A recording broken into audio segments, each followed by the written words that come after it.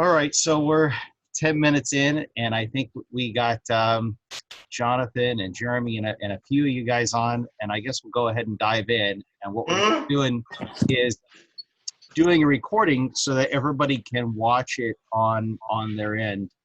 I just posted the announcement link on our Canvas website, and I tried to email it out to everybody.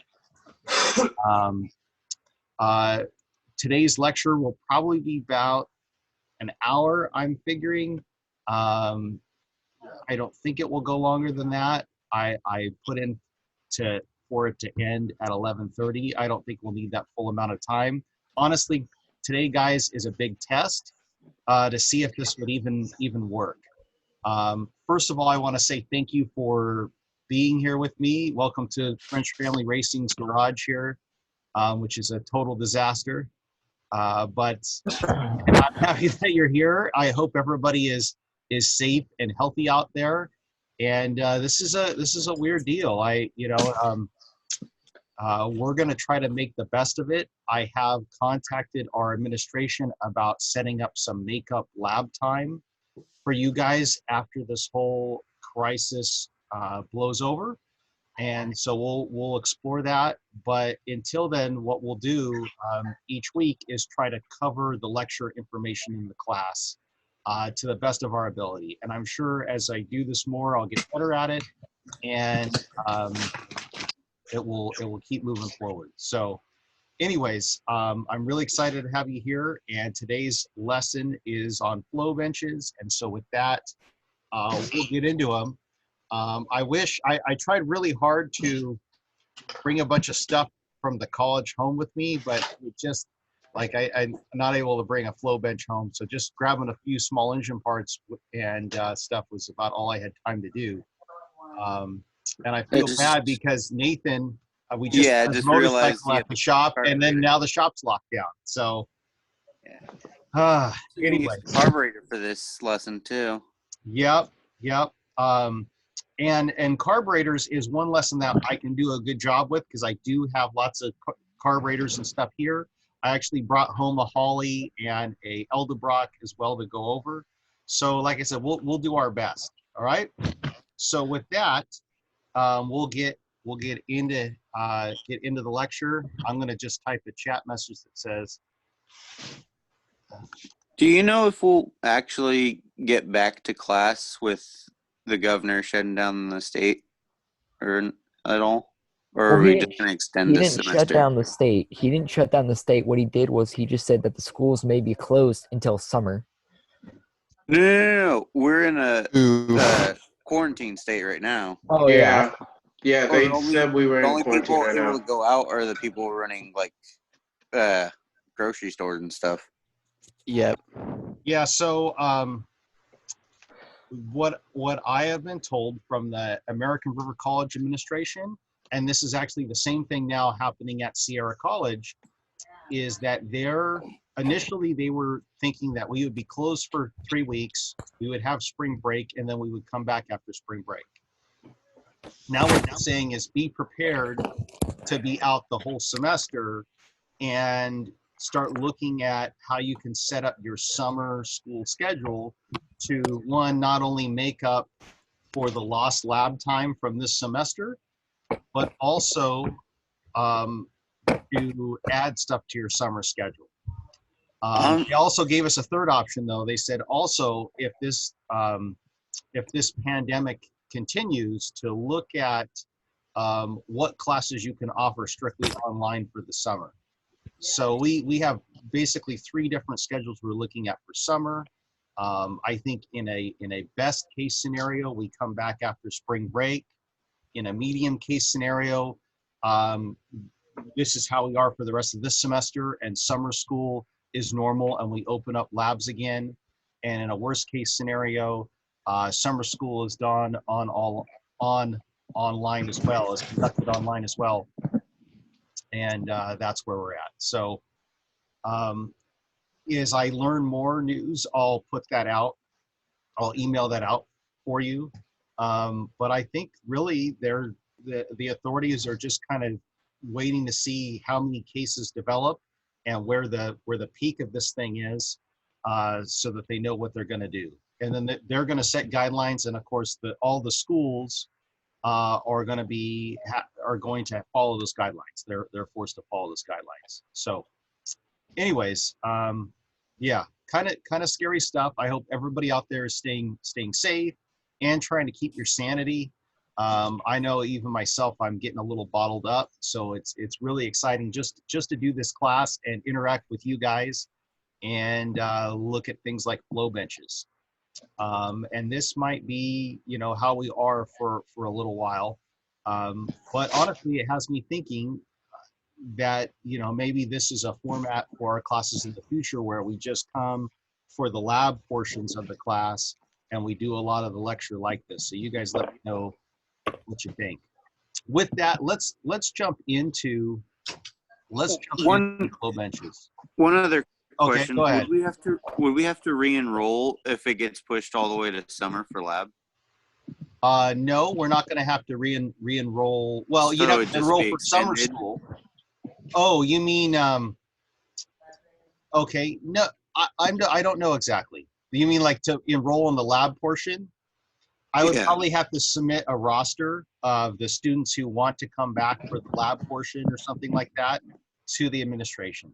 To be honest with you, Nathan, there's so much stuff up in the air right now. We're just not real sure. I was thinking at this Yeah. point, might as well just go and protest at the school until they let us back. Well, I don't know if that's going to help. That ain't gonna work. I mean, remember that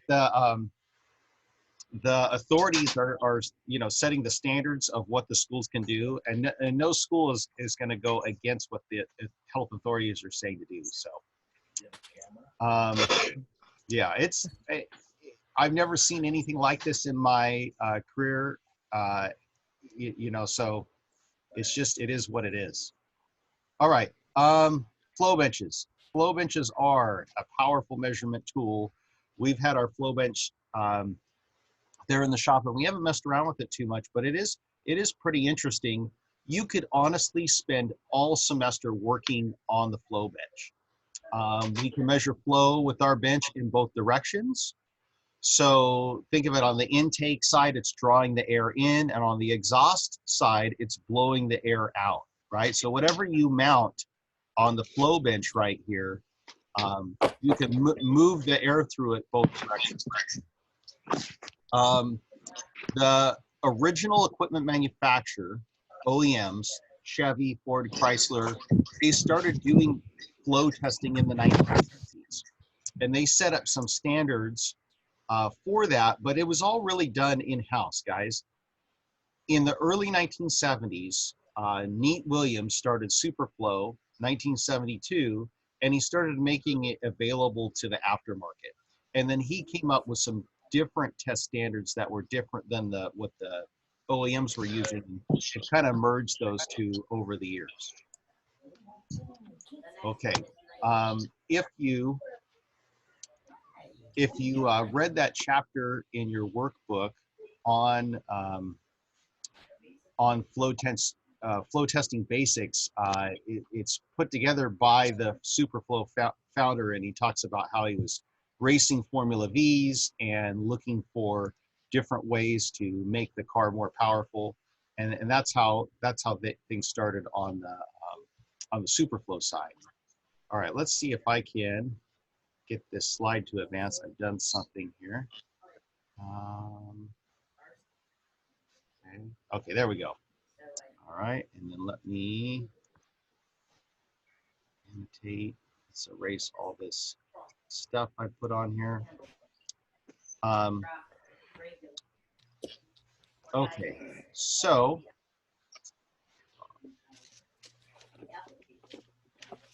how does the Flowbench work? Well, it's basically a calibrated restriction that the air flows through. So if you look at the graphic here, you have a air pump sitting in the bottom of the machine, and that can either push air through it one direction or pull it through the other direction. And you have an orifice plate right here. and you're measuring the pressure drop difference through the orifice plate. So as the air flows through your component, right? Your component is your first orifice, if you will. And then this is the second orifice, and it can measure the pressure drop through this one and compare it to the pressure right here. And from those two pressure drops, you can figure out, well, what's the flow through my component? So it's an air pump, a series of passageways, and some flow meters or manometers, they call it, to make the Flowbench work. See if I can just go out. Okay, next slide. Get rid of the drawing. All right, so air passages inside and outside the bench, and you can see the direction of airflow. There has to be a whole bunch of doors and levers in here to get the air to flow the direction you want it to flow. And you, as the Flowbench operator, you're the one in charge of directing which way the air flows and what's the size of the orifice between different plates, and then where you're going to pick up your pressure measurements. So the Flowbench operator has multiple things to control, and we'll get into what those controls are. I just wanted to go into a little bit of how the Flowbench works. And relating to that, you know, how could you, if you wanted to make a Flowbench, what would you have to do? Okay, so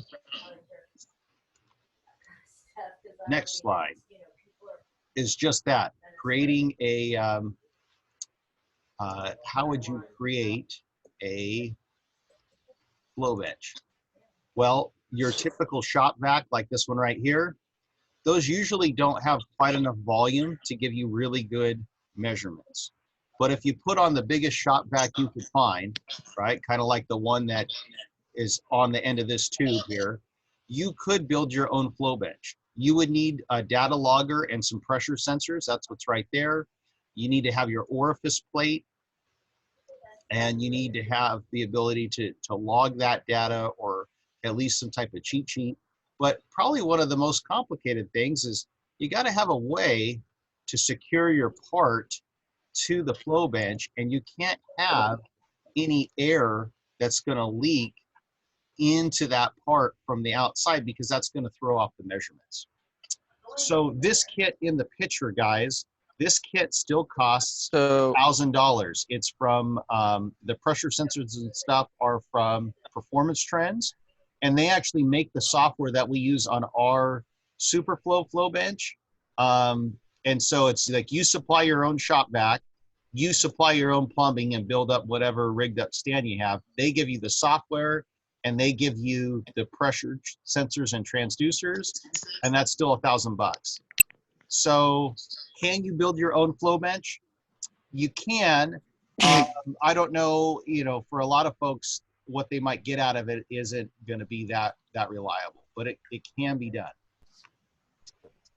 And if you go, well, hey, that kit still, that's a lot of money, $1,000. The other way to look at that is the Flowbench like we have, I want to say was closer to $10,000, and we don't even have the biggest or most powerful. A big limiting factor on what you can do with your Flowbench is, again, the size of the air pump that's in it, right? The vacuum, so to speak, that's inside the Flowbench. And one of our limiting factors is not only cost, but how much electricity did I have available in that part of the shop to run our Flowbench. The bigger the Flowbench, the more power you need for the bigger motor that's inside of it. All right, let's get. I have a question. Go ahead. About so how would you bolt it down to the proper torque? Is that needed? How would you bolt it down to the proper torque? Yes, that is a good question. And who is asking that question? Who had that question? Proper torque between this component here? Yes, in fact, you can. Lucas. okay, if you can't have any air leakage between these two components, so oftentimes what you have to do is actually put a head gasket down to seal the surface right here and torque the head down, or use a rubber mat of some kind in between the component you want to test. But any leakage is going to throw off your test results. So in my opinion, one of the major hurdles when doing flow testing is getting your parts all connected together and getting them sealed up properly. And there's a problem with this setup right here. Like in this picture, right, they're flow testing a small block Chevy, looks like a small block, no, it's maybe a small block Ford or Chevy cylinder head right here, right? What they're not doing right here is they have this big tube, but that tube may be different than the actual size of the cylinder on the engine. So their test is not going to be realistic as it should be, because they're not simulating that real bore size. So one of your challenges, guys, is to actually bolt your components on, get them to flow similar to how they would actually on the engine, and then not have any leaks. So good question for that. And you're going to see some of those port adapters and stuff. I'm going to put on the chat, good question. Would it need a If some of gasket? you guys on the want to bench? ask questions through the chat, you can do that as well. Use, okay. What was that? I heard another question. Would it need a gasket on the flow bench? Yes, it would. So let me keep going and I'll show you some of that stuff, because I do have those pictures in here. All right, so let me select this so I can advance to the next slide, and we will get to that thing on the gaskets and stuff. All right. All right. Move that out of the way. All right. So if I back up before the gaskets, right? Assuming we have everything sealed up, another problem with the do-it-yourself flow bench is, again, having that shop vac that has adequate airflow through the components you want to test, right? Now, if you were doing small engine stuff, if you were doing little cylinder heads like this guy right here, the shop vac stuff would work pretty well. But if you're doing a big block Chevrolet, it's just not going to work properly. So with that, when you look at what happens with a low flow shop vacuum, the airflow will basically stay on the walls of the port. So we're looking at a couple cutaways of some cylinder heads, and with lower air velocities, the air is able to kind of stick to the wall and flow along the edges. And that actually makes the airflow seem better than it really is. At higher airflows, you get more turbulence. And we've talked about how turbulence is this swirling of the air-fuel mixture. And then the air actually detaches from the walls and you get more realistic numbers. So that's why even though our flow bench is pretty nice for real big displacement engines, if we were trying to be super accurate, it doesn't even flow enough velocity to give us the most accuracy, because the airflow changes a certain amount at, as the velocity increases because of all this turbulence in there. So one of your challenges, if you were going to build your do-it-yourself type flow bench, would be selecting a shop vacuum or some type of air pump that's moving enough air to really realistically measure the flow. And that's one of the problems I see with a lot of the do-it-yourself flow benches. Questions on So that? say if there was high test pressures, would there also be a high port velocity? Or is Yeah. it just Yeah, because low you're port velocity? trying, that's a good question. So if there's high test pressures, does that give you high port velocities?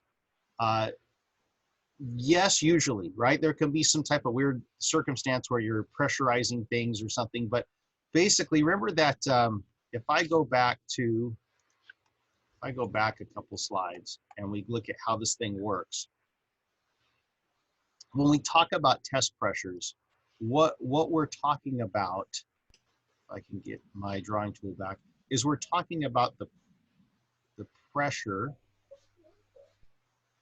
on the manometers on these gauges, right? And if I want to see more of a pressure drop from this area to this area, what that means is I have to be flowing more air through that orifice, right? So your question about, well, more flow, does that give me more test pressure? Yes, it should. As I increase the flow through my bench and I have a test pressure measuring there, I have air flowing into my part. The more air I flow through the stuff, the more the orifices of the different components that I'm testing and through the flow bench come into play, and the more of a pressure drop I can see. What we try to do as a flow bench operator is we try to select a test pressure of, let's say, 28 inches. I'm having a really hard time drawing, but 28 inches of mercury, that's what's in these gauges, and try to test everything to that same pressure. So then your basically your variable is how much flow do I get through this component to reach 28 inches of pressure drop. Sometimes your flow bench may not be able to flow enough air to get to that pressure drop, and you have to select a lower pressure drop number. Hopefully that makes sense. That's a great question. We'll come back to that one. I just want to take a minute and check out the chat here. Francisco, I'm sorry you keep getting disconnected. I guess it does use a lot of Wi-Fi stuff. If you're having problems out there getting disconnected, I will post this on Canvas later. There's a video posting thing. I can put it on there, and then if that doesn't work, I can always then upload this to YouTube or something as well. This presentation, of course, is in your books, and if none of those works, I guess you can kind of read through the presentation, and I'll be available to answer questions remotely. I know this is an ideal thing, guys. We'll just keep hacking away at it and see what we can do. So with that, I'll just try to keep going. I noticed that some of you guys, hopefully you figured out that you can turn your microphone on and off. I tried to set this up so when you first get started, your microphone is muted, and then you can unmute it. So there's some controls up there. Feel free to play around with those. And like I said, you can always post a question on the chat as well. All right. So let me switch this back so that I can change the slides. I'll erase my scribbles here in just a minute. And if we move away from the do-it-yourself flow benches, and just, you know, it's the do-it-yourself bench is something that you can do it, but there's definitely some hurdles to overcome. It comes back to the professional type flow benches, and for that, Superflow is kind of, you know, got the corner on that market. This particular one pictured here, the SF600, is the industry standard flow bench. This one in the picture is one of their first models that had the computer. The computer's called the FlowCom, and it still has the analog pressure gauges on the side. Ours at the school, I decided to get it without these analog gauges, and we just use the computer on ours. And the only difference between our flow bench and this one pictured, other than the absence of these analog gauges, is that ours is a SF450, which means that it just has a little bit smaller air pump motor in there, and it can't move quite as much air. And again, I had to select that one not only due to price, but just due to how much electricity I had to run this darn thing. So with that, let's see what the controls are and how they work. So one of your controls as the flow bench operator is to control which way the air is going to flow. And so there's a couple of big valves on the front of, am I flowing intake or am I flowing exhaust, right? Intake or exhaust. And then it's hard to read, but you have above X amount of CFM and below X amount of CFM. So you have like a couple different flow ranges on these doors. And this is moving like big sliding trap doors inside the machine.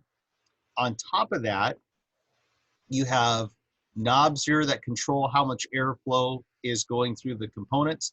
And actually this usually is either all the way out or all the way in if you're doing intake or exhaust. And then you have this flow range selection here. Now the flow range basically has these different standards. 1, this one's 2, 3, 4, 5. It's actually set to position 5 right now. And then you pull out this lock to lock it into different spots. But basically you're trying to select up the right amount of airflow for the part you're trying to test. So if you were, again, testing something really small, like this little tiny small engine cylinder head I have, I would be down on flow range number 1 for that test. So if I go back to the previous slide and we look at the whole bench, I'll show you where these controls are on the bench. I do have one thing to point out though. Whenever you're going to flow test parts, make sure the parts are clean before you test them. I have on there no metal chips. And why is that? Because oftentimes people are porting their heads, right? They're grinding metal away. They got their angle grinders and stuff in there. And if you don't get all the metal bits out, all those metal chips will flow through the bench and wipe out the motor and just really tear everything up. So whenever you're flow testing stuff, you have to get all the parts perfectly clean before you do your testing.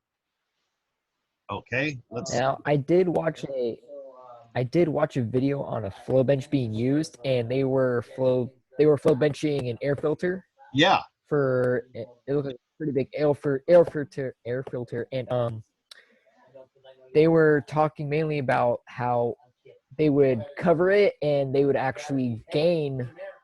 They would cover it like halfway with a piece of cardboard, and they would gain like some horsepower out of that. They would gain some power out of that. So I was wondering how that worked. That's a good question. Oftentimes what happens is if you make the port smaller, it increases air velocities at lower total airflow levels. I'll tell you what, John, do me a big favor. Let's hang on to that question. Okay. In fact, I'm going to throw it in the chat. I mean, basically, it sounds like they blocked airflow, and that somehow increased the flow at a certain range that they were testing, or increased horsepower. Why? Right? So we'll come back to that one. I have some ideas, and I've also experienced on these flow benches that sometimes stuff happens and you're like, I don't understand why the hell that happened, right? And I'll be honest with you guys, my limitation is just how much time I've got to spend on one of these machines. What I haven't got to do, because it takes just so much time to do it, is to test my parts on the flow bench and then take them off the engine, put them on the engine, and see if all the numbers come out the same. But I've talked to other people who are well versed in flow benches, and they do say that sometimes something doesn't work out exactly the same way as it does on the bench, and why. And sometimes you use one of these, and that develops more questions than answers initially. All right, let's get to some of these controls, and I'll do my best to get to that question later. I have an idea of what the answer is, though. All right, the flow range selector is this knob thing right in the center where you could do the flow setting 1, 2, 3, 4, 5, right? And then that's the thing that pops out to lock it into different positions. And then there's these two knobs. There's one here and there. And that's basically like you screw it out or screw it in, depending upon if you're doing intake or exhaust. And then your big adjustment is this guy right here on the back panel. So those are your main main controls of everything. And then there's switches here that control when the pump's running on the inside, and then the backlight for the instruments. So at first, I guess it's like any of these weird pieces of equipment. At first, it seems like there's 100 things, and what are you doing? After you use it a little bit, it comes down to, ooh, that's not all that bad to use. Like, that's not super complicated. It's just there's a set of steps that you have to pay attention to. Although I will say, even though it's not real complicated, it is time consuming. And that's why Flowbench work can cost a lot of money to do, because there's a lot of labor involved to test those components. All right. I have a question from what Luke said. He said, if your motor has a supercharger, how does that affect the flow? Good question. Oh, I see it now on the chat. Okay. So what's that going to do? That's going to make everything flow a lot more, right? It's going to increase the pressure on the intake side. And let me get back to somewhere where I got some blank area. Go back to a drawing tool here. Basically, the supercharger, if this is my, I didn't realize that was green. All right, sorry guys. Okay. No worries. Here's my motor. If I'm going to force a lot more air in this thing with the supercharger, right, it's increasing the pressure. It's going to increase the flow through all the components, right? So what happens is that any flow restriction does become that much more of a problem. For instance, if I had an air filter on this engine that was adequate for stock conditions, and now I add the supercharger, now maybe that air filter is a restriction point, and I need a bigger air filter on there. So basically, that it's like you're increasing the outside pressure. So remember that when your piston, this is supposed to be a piston down here, when he's going down on the intake stroke, right? He creates a low pressure inside the cylinder bore, and that higher outside pressure, right? The 14.7 psi at sea level, it's the higher outside pressure that forces the air to go from outside to inside my motor, right? That's how I get the air inside there. It's not that the engine sucks it in, it's that the outside pressure is higher than the inside pressure, and it's this outside pressure forcing the air in the motor. Well, when I put on a supercharger or a turbocharger, and now I'm running, let's say, 15 pounds of boost, well, it's 15 pounds plus the 15 pounds of atmospheric pressure that was already there. So you're going to essentially double how much air is trying to flow into these components, right? And so any flow restrictions will be a problem. Now, you know, So a minor flow restriction, a half plus psi of boost can kind of overcome a minor flow restriction. But anything you do to increase the volumetric efficiency, increase the how well stuff flows, is still going to have a huge benefit on a supercharged application. So, hey, a restriction's a restriction. If I can minimize those restrictions and keep my air velocities up, it's going to make more power. All right. So back to how we use this thing. So the older Flowbenches would have a manometer on there. And those are the flow gauges, and you're looking at those pressure drops, and you actually had to adjust your Flowbench to get your pressure drop to be at the right spot. And then you would manually record those pressure drops. We have the FlowCom computer, and the cool thing about the FlowCom is it has the ability to help run the motor and compensate to get you right to the amount of pressure drop that you want to have. So it makes it easier to use. Also, this computer then can communicate with the performance trend software to basically automatically write down all the readings that you have. So it makes it a lot more user friendly. The older flow benches that have these gauges can be updated, and you can put the FlowCom on them, and it does make it really a lot more convenient to use. That being said, if you were a skilled operator, you could use these gauges and read your manometers and record your readings and still get accurate results with that. But it would take you more time to do your test. And so what you'll find is that most shops that do a lot of Flowbench work have upgraded to some type of computer system to monitor the flow levels of the parts they're testing. All right. So you guys had a whole bunch of questions earlier about, you know, sealing the parts up to each other and whether or not we use a head gasket. And the answer is yeah, everything has to be sealed up, and there is special tools to make your Flowbench work. For instance, this guy right here, this is a special test stand, and its job is to simulate the cylinder bore.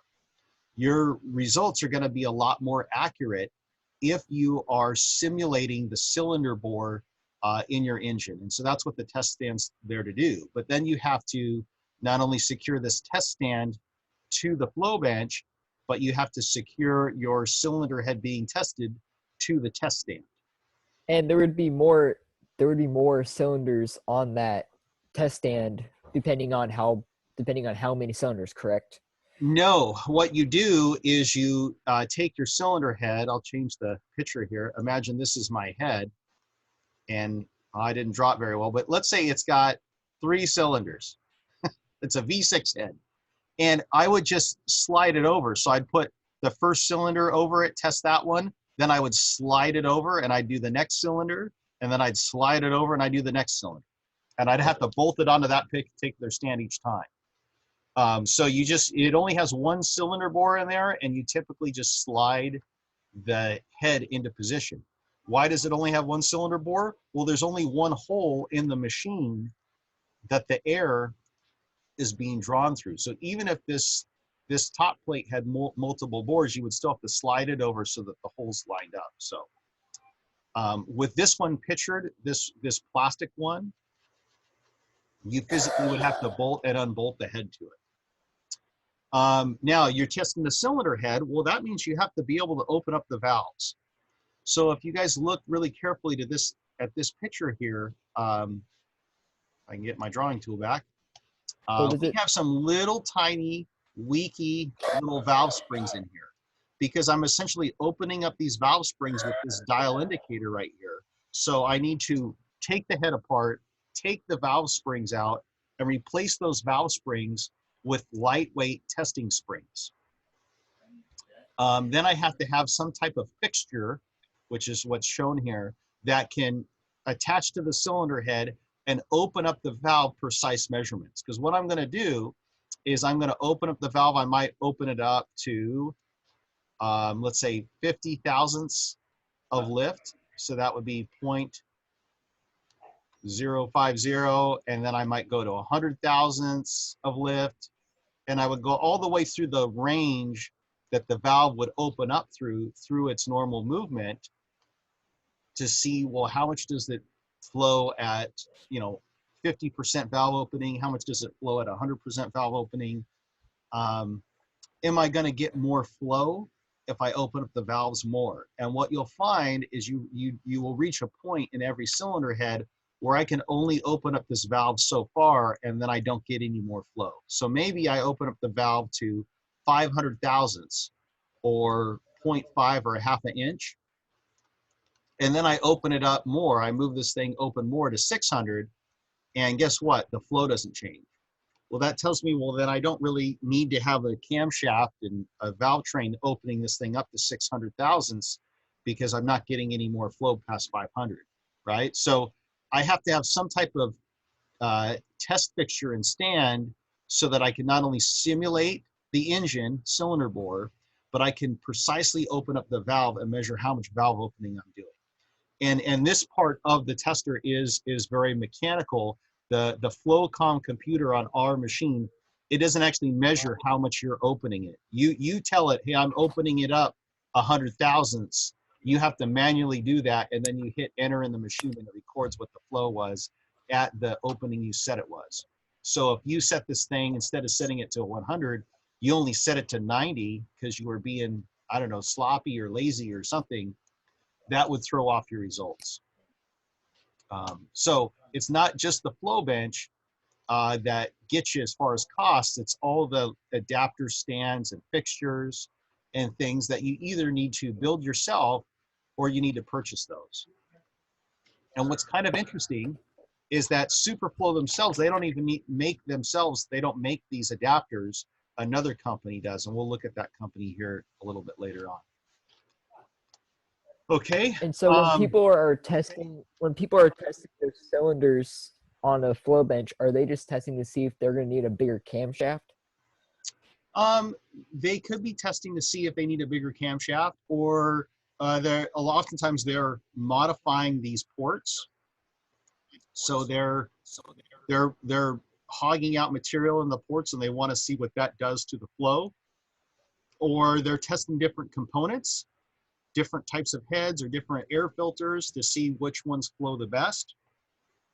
And what you'll find is when it comes to flowing things that can flow a lot of total air, they might not do really well at lower airspeed. So there's a relationship between air velocity, which is the speed of the air, and total airflow, which how much air can actually flow through that thing. Good question. I know NASCAR and Formula, they do flow benching a lot with their heads and their cylinders and their air filters. Mm-hmm. And so when they're doing that, they're just trying to get more power from the wheels to the ground.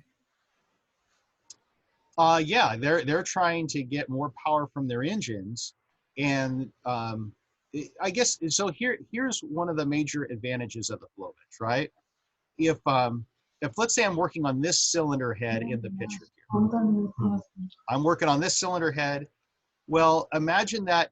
Let's say I took a grinder and I enlarged this port, right? And I said, okay, I think that's going to make more horsepower. Well, what I would have to do then is put the cylinder head all back together, bolt it back together on the engine, and dyno test the engine to see what it actually did, right? But if I have recorded how much flow that head has, then I can make my adjustments on the head and re-flow test it, and I can do that a lot faster than I can put the parts back on the engine and dyno test it. They're trying to get the maximum horsepower from their engines, and so once they figure out like how much horsepower equals how much airflow, then they can work on the Flowbench and basically save them a lot of development time, and that saves them a lot of money. All right. So we have a couple questions on the chat about getting some cylinder heads to use as Flowbench mules, and we do have some of those. I have some small block Chevy heads that you guys can practice porting on. I also have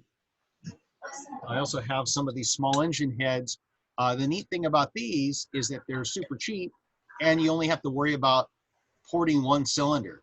So I want you guys to imagine if I'm doing cylinder head work and I'm porting cylinders, I have to do, if I have a V8, that means I have to do 8 combustion chambers, so to speak, and 8 intake ports and 8 exhaust ports. So it does get very labor intensive.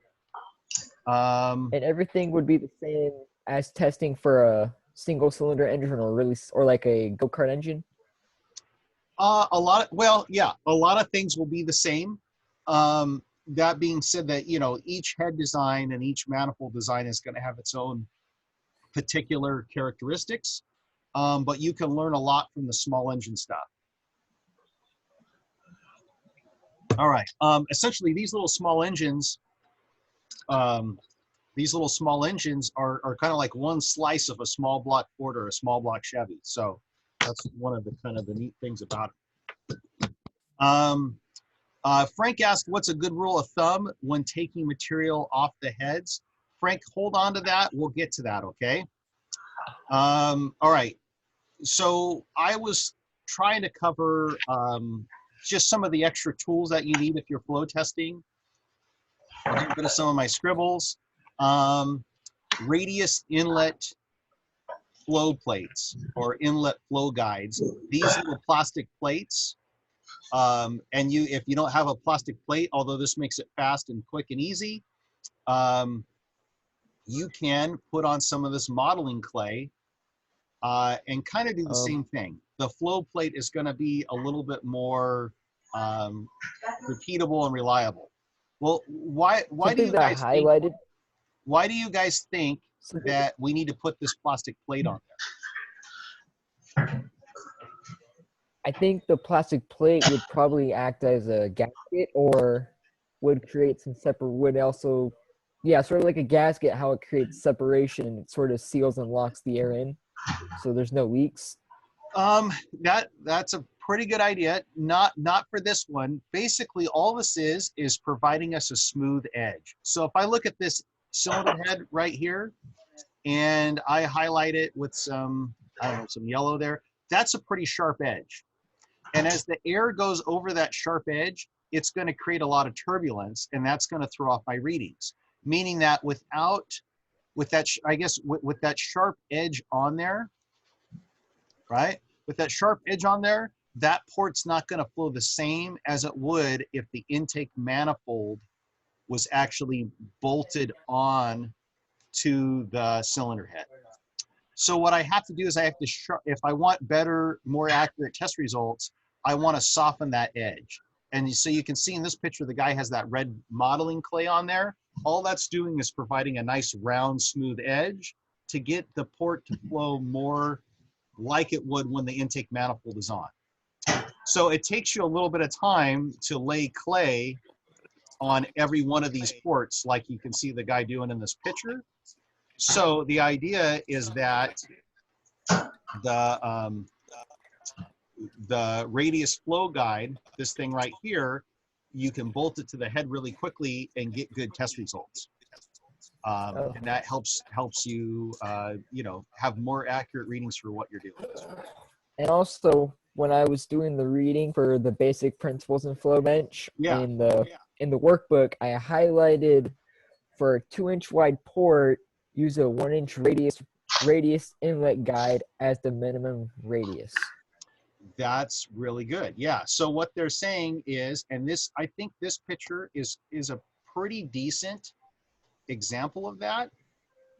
If I can get my pen working again, is if this port is 2 inches, what you can see is this curve here, right? That radius, if I were to measure it, that's about 1 inch. And that gives you the best airflow so that the air flows in smoothly and much more realistically how it would actually when the engine's running than if you had a sharp edge. Because if you had a sharp edge, remember the air would just be swirling around and creating all kind of turbulence, and you wouldn't get the same type of airflow. So anything you might learn from that might be learning the wrong stuff, because that's not really how it's going to work when the engine's really running, okay? So that's the point of the radius inlet flow guides. It's you're trying to simulate that intake manifold being on the head, and you're trying to give yourself some consistency. Why is spending the $50 or $30 or $20, whatever it is that this plastic piece costs, is because the shape of this is going to be the same every time.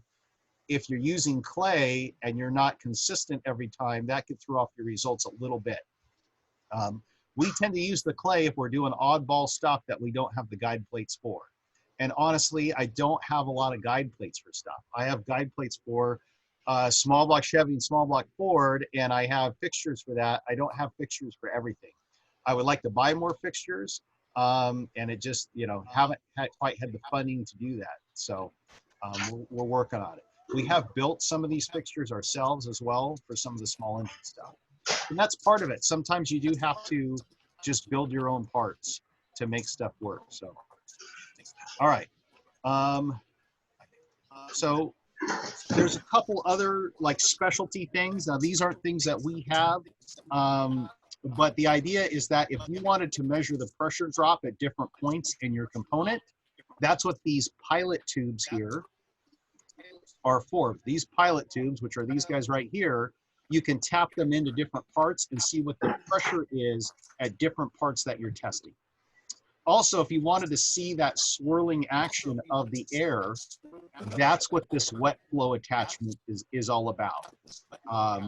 Really expensive, very cool, and you can actually see, it's almost like having a wind tunnel for your cylinder head, right? You can see what the air is doing. So that's on real high-end stuff. It requires a very, you know, high flow bench, but that's some pretty cool stuff. So if you were working at Eldebrock at their R&D lab and you're designing new intake manifolds or new cylinder heads, you would have some of these other attachments on here as well to really analyze every component of what you were making.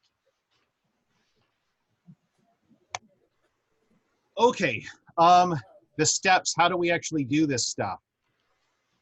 Well, the first thing you would do is you would verify that your bench is calibrated. And so there's you take off all this stuff and there's like a calibrated plate that you put on your engine, or I'm sorry, on the flow bench, and you measure the flow through that calibrated plate. And that plate comes with some readings from Superflow. And they said this plate at the factory at, you know, X amount of elevation, right, flowed this much air through. And so you put that calibration plate on there just to make sure your flow bench is working the same. For instance, let's say somebody used it and they sucked a bunch of metal bits, metal shavings through the bench because they had just ported some heads and they hadn't got all the little bits of metal out of there. And that got in the bearings and it was slowing down the motor. Well, your bench would be out of calibration because of the mechanical situation, and it would throw off all your test results. So your first step would be periodically to verify your bench calibration. A normal shop might do that once a week. We tend to do that just about every time we have a different student go to use the bench, that we have them first start by verifying the calibration with the test plate, which is, again, is nothing more than putting a little plate on the bench and looking at the readings on our computer. All right, so then we're going to put on our parts that we want to test. In this picture here, you can see they got this really crazy radius guide plate made out of wood here, and they got their cylinder fixture assembly, and they got their dial indicators. So basically, the next thing is you gotta put on all your parts, and you know, get them all, you know, set up on there so they're ready to be tested. And then the next thing you're going to do is actually do a leak test. Well, the reason you need to do a leak test is with the valve totally closed, right? This dial indicator is not pressing on the valve. Everything's closed up. I have to make sure that air is not going to leak into this thing, right? Let's say I'm trying to test this intake port right here. Well, I do a test first with everything closed up to make sure that there's no air flowing through that port. If that valve was not closed properly, or maybe this plate wasn't bolted down here and air is squirting in the bottom, that's going to throw off my results, right? So once I know the bench is in calibration and I bolted on my parts, I do a quick leak test to make sure that my parts aren't leaking, because that's going to throw off all my results. All right, so then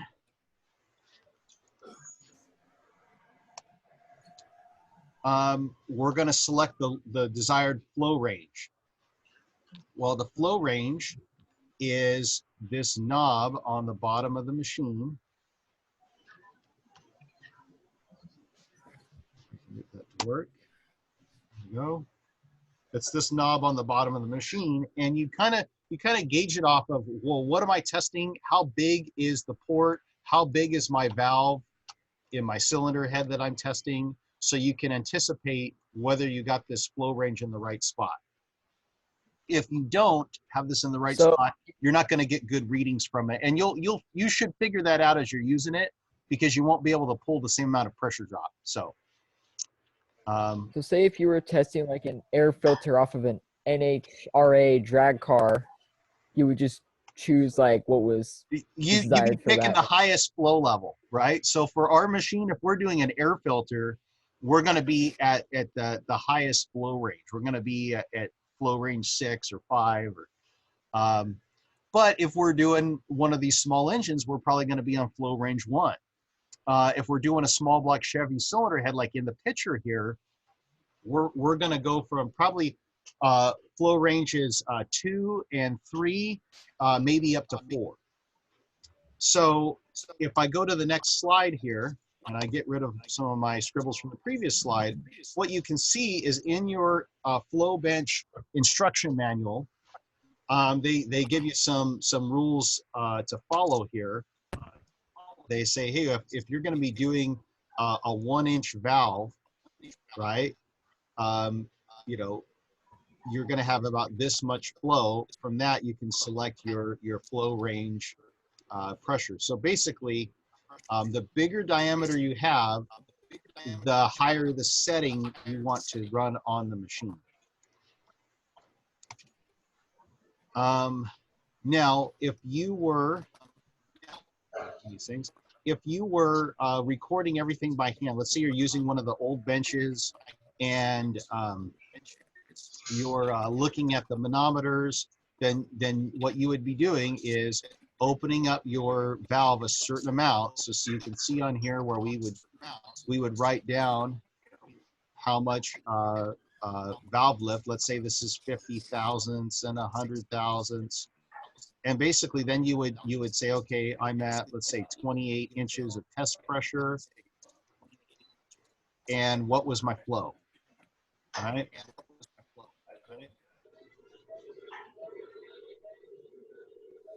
Sorry, guys.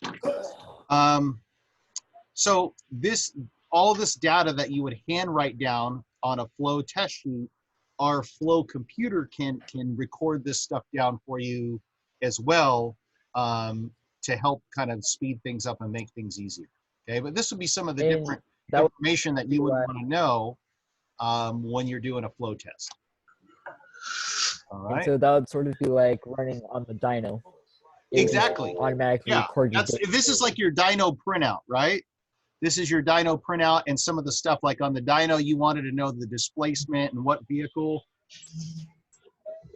you were working on.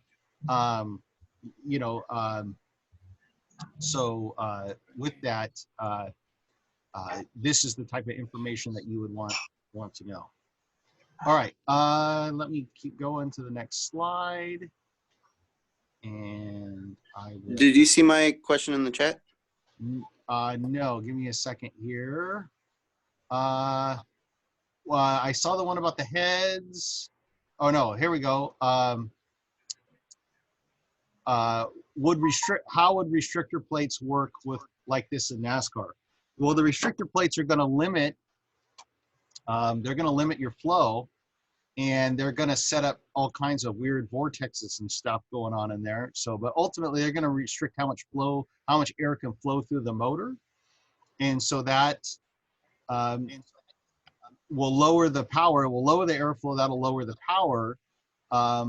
But what the manufacturers will do is they'll try to compensate with the other parts in their motor to make advantage of that lesser flow. So a good example of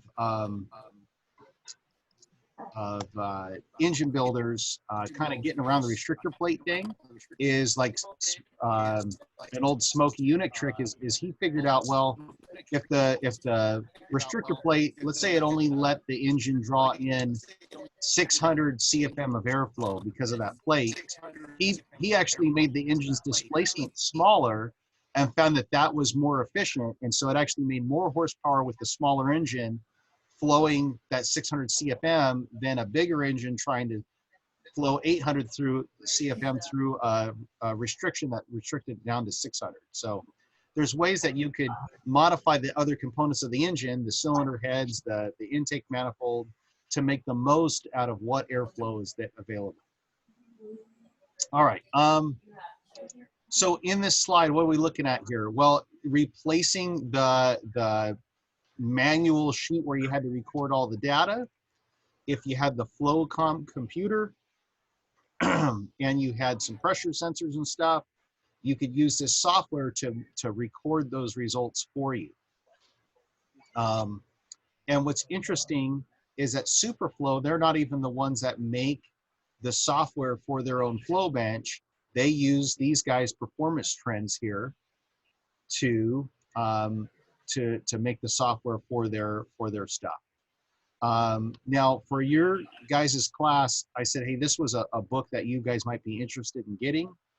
It's got a lot of math in there. I brought it out the first class session. Chapter 14 of that book goes into a lot of these different flow calculations. But what I wanted to get to on this slide was just that there is software to help you record some of the information so that you don't have to manually write everything down that you had to on this sheet. And Performance Trends makes about the best software around for doing that. Okay, so test results. What would you see from that Performance Trends software? You would get a graph that looks like this one right here. So this is very much like your dyno graph for the Flowbench. So what you see here is valve lift at different levels. Right? Here's your valve lift at different levels.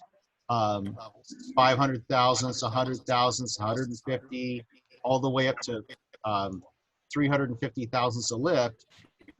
And you can see how much airflow goes through there at those different lift levels. And then this is some of the data that you entered into the machine. It's a small block Chevy cylinder head. What are the diameters of the intake and exhaust? Who's the operator? So these are the test results that you would get from the machine.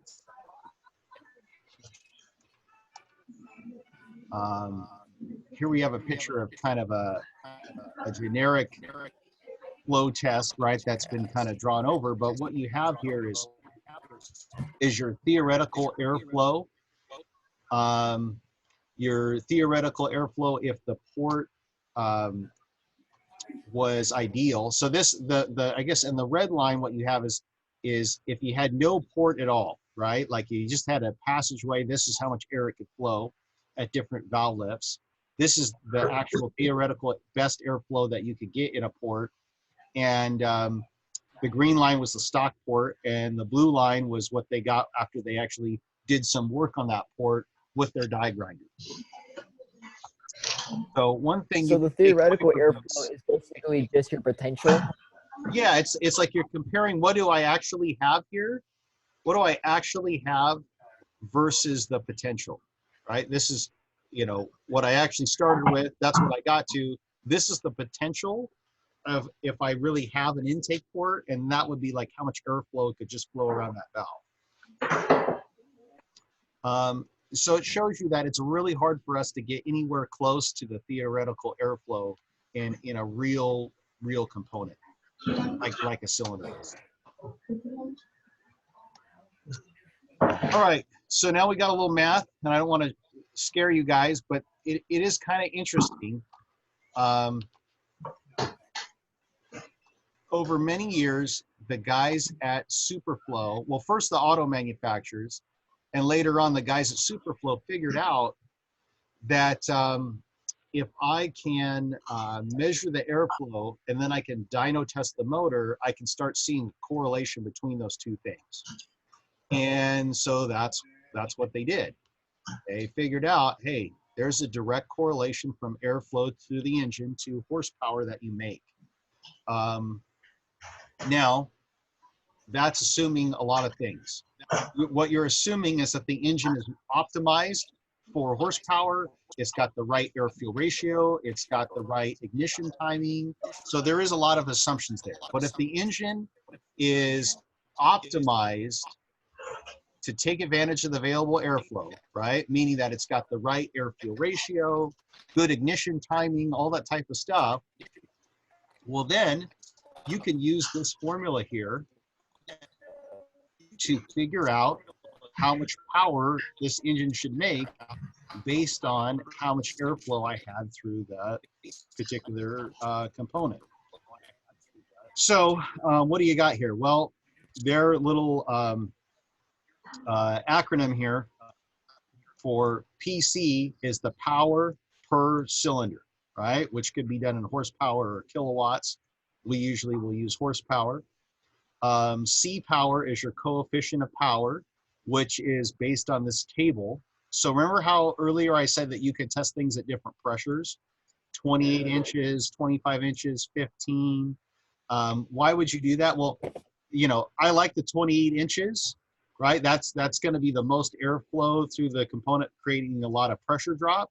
However, maybe my flow bench doesn't have a powerful enough motor to move that much air through those parts. And so maybe I have to test my parts at 15 inches of water. So that's why they have all these different settings here based on how much pressure drop could you get through your flow bench when you were testing the parts, right?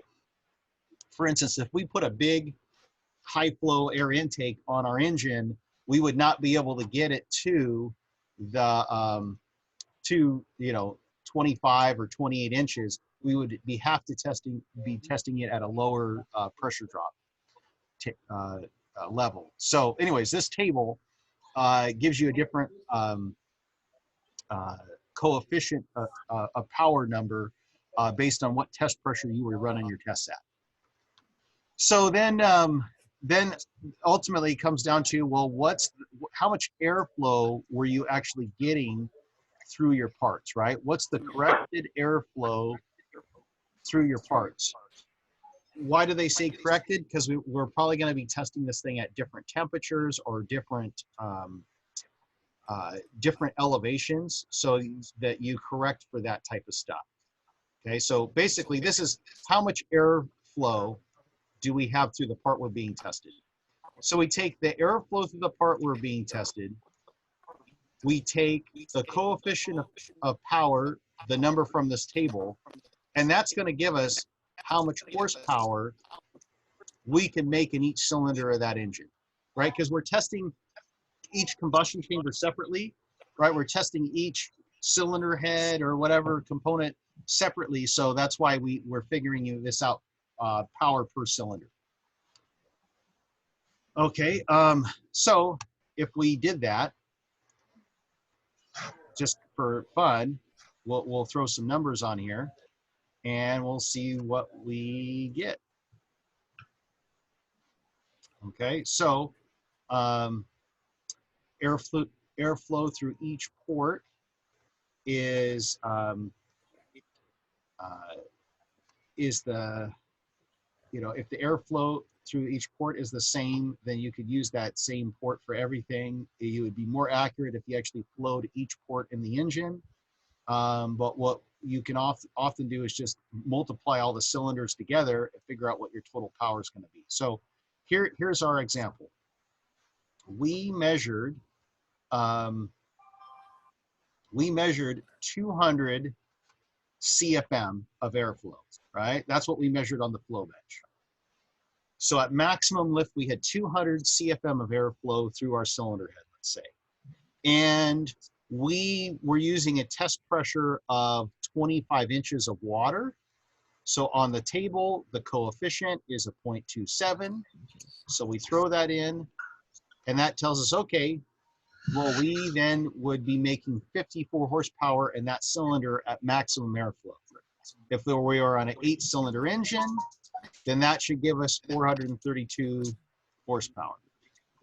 So that's the idea, and that's how, there's a correlation between how much air can flow through the part and how much power that engine should make. There is some major assumptions there, because we're assuming, right, that the air-fuel ratio is correct, that we have a good ignition system, but it's a way for you to correlate engine power to airflow. Now I have one other calculation here for you, and that is you can kind of figure out where you're going to make your most amount of where your peak power is based on airflow. Okay, So if you were trying to figure out, you know, where your peak power was, and then you're going to work your way backwards from that to figure out what gear ratio you were going to run at a track or something like that, or what you were trying to do with that engine, this would be very valuable in doing that. So we're predicting the peak RPM. So the other thing about this calculation is it shows you how if you change the displacement of the engine, how that changes where you make your peak power, at what RPM. So what are our acronyms here? Well, this PRPM, it's the peak power at what RPM or what engine speed that we're running, right? That's what we're trying to figure out. We have our coefficient, again, from a table. But now we have a factor for the displacement of the engine. That's this D right here. So how big is the displacement? But it's actually per the engine, it's per each cylinder. So you have to figure out, well, if my engine is 350 cubic inches, how much is each cylinder, right? So I'd have to divide that. If it's a V8, I have to divide it by 8. And then we have our Flowbench flow, right?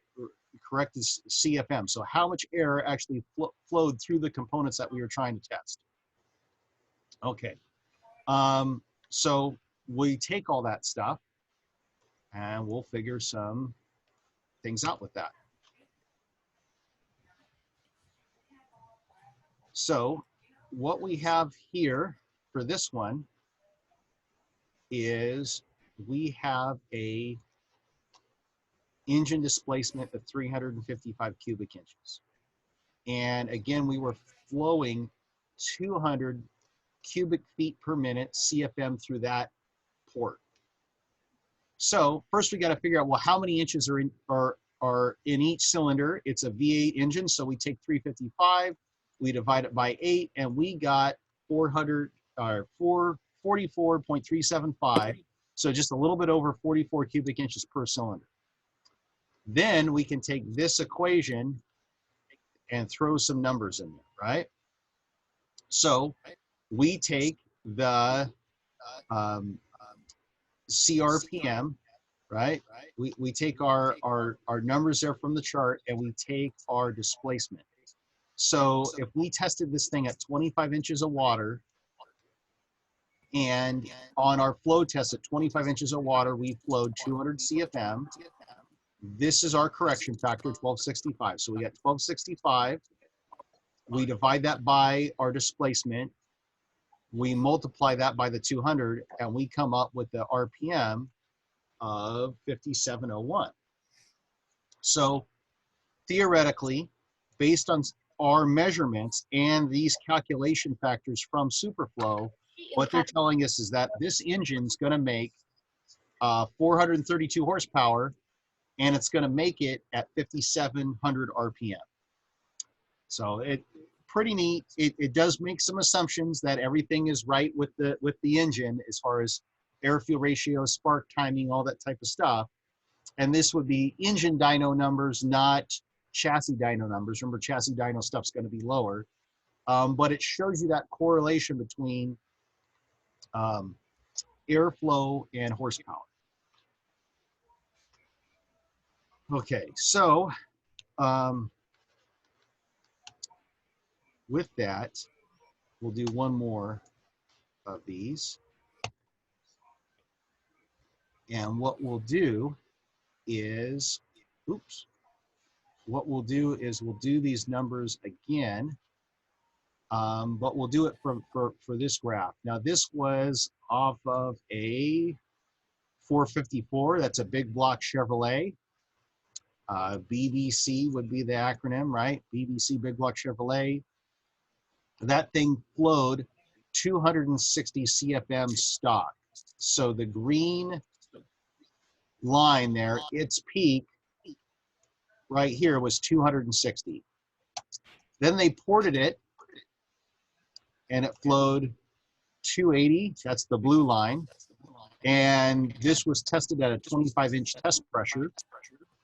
So you get your numbers off of the the table, and it gives you a coefficient of 0.27 and a 1265 number, and then you can start throwing it into your calculations, your equations, and doing some calculations and get some numbers for that.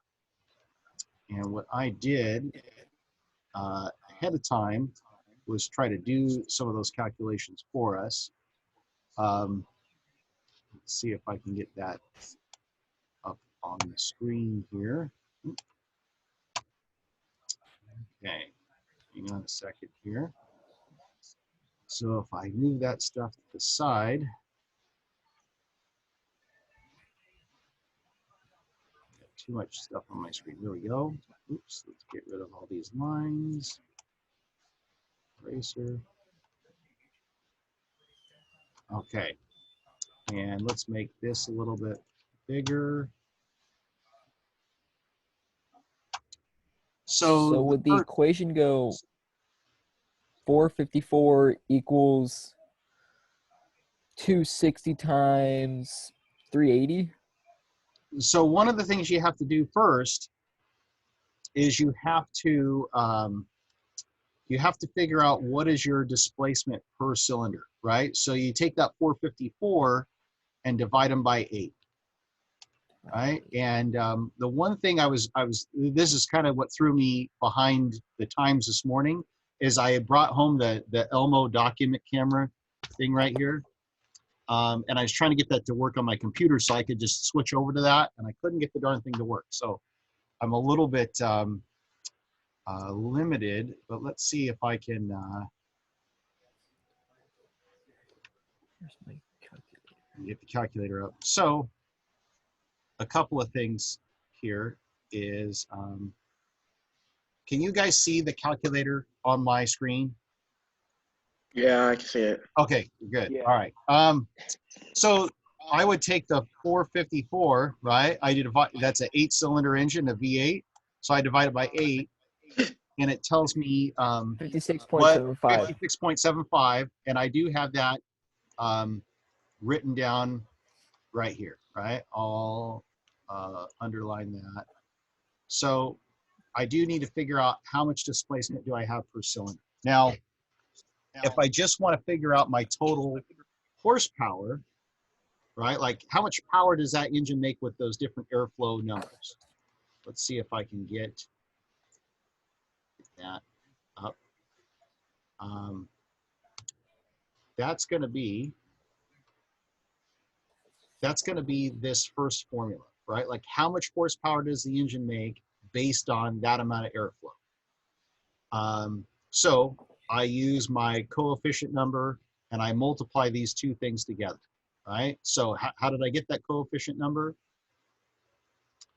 Well, that came from this chart. So this C power number is from the chart, and we tested at 25 inches, so that's the 0.27, and we measured 200 CFM, right? So we're going to take our airflow reading and the coefficient 0.27. So let me go back to this one. We didn't flow 200 CFM. In this example, we're on the big block Chevy. We flowed 260 CFM. And we did that with the 0.27 coefficient because we tested it at 25-inch test pressure. So if I multiply the 0.27 times the 260, I can get a reading from that. So let me minimize that. I'll put my Word document back up. And that's what I did right here. So 0.27 times the, why do I have 245? I thought I had 260. Look at that. Okay, so let's do it with the calculator. Clear this out. So you would get like 70.2. Yeah, times 260, 70.2. You are exactly right. So that's how much horsepower we would be making per cylinder. So then, if every cylinder flowed the same amount, and remember that not every cylinder may not flow the same amount, right? If you didn't port all the heads exactly the same, there's going to be little differences there. But assuming they all flowed the same amount, each cylinder would make 70.2 horsepower. I would multiply that by 8, and the engine should make 561.6 horsepower. Okay, so if I did this again, and in the example, we ported the engine to give us 380 horsepower. So at 380 horsepower, we multiply it by 0.27, we get 102.6 horsepower per cylinder, and that gave us, multiplied by 800, 820 horsepower. That was huge. So, I guess what you can take from that is that if you improve the airflow, that's going to improve horsepower, and it improves it pretty significantly. And remember, every one of our engine performance upgrades, for the most part, it's all about improving the flow of air through the engine, right? I put on a high flow air filter. I put on the better exhaust system. Yeah, they're all around improving flow. And so this shows you that that should improve the power that you make. Now, is it going to improve the power as much as it says? Well, like in this example, these numbers are too big because we're just flowing the cylinder head, not the complete like intake and exhaust system. So remember that, they're going to be a little bit better. These readings are going to be better than they would in the real world. But I keep coming back to what I told you guys earlier was, if stuff doesn't even pencil out right, it's not going to work in the real world. If stuff pencils out pretty good, it should give you some improvement in the real world, though. All right, so the other equation was about figuring out the RPM that you'd make peak power. And so I have the math here, but to bring up the chart one more time. Remember, we have the stock port in green, what it changed to after we ported it. So we went from 260 CFM to 380. And if we use this formula, we can figure out, well, where is the engine gonna make its peak power? Where is peak power? So for that one, that's where we're gonna use that 1265 number. So let's look at the math on that. Okay, so it's going to be PRPM equals CRPM divided by D times FC.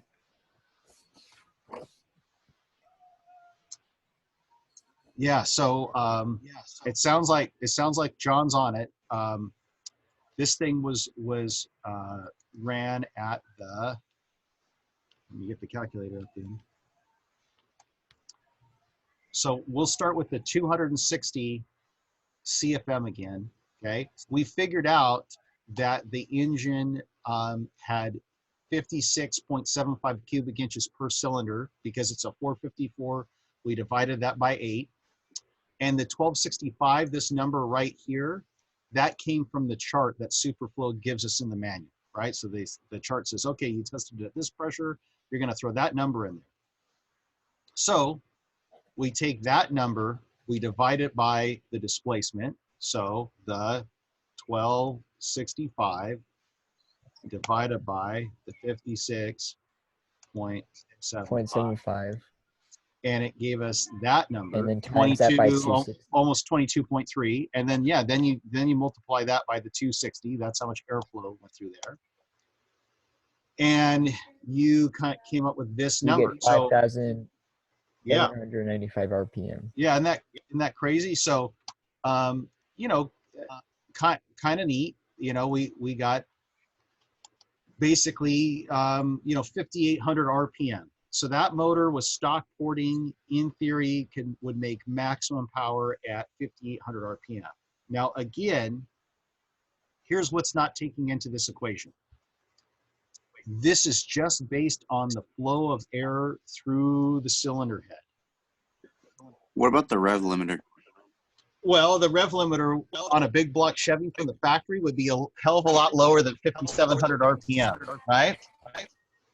And what you would see is that realistically, the engine wouldn't be able to flow that much air because the intake system would be a restriction, the exhaust system would be a restriction, so that peak RPM would be lower than that, right? So you're making this equation just based on the flow that you had through the cylinder.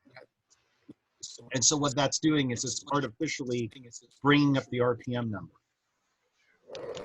So look at the math. If you do it again at 380, after we did the porting, so I think that was the one that they did in blue, all of a sudden the RPM goes way up there to a crazy amount because now we're flowing a hell of a lot more air.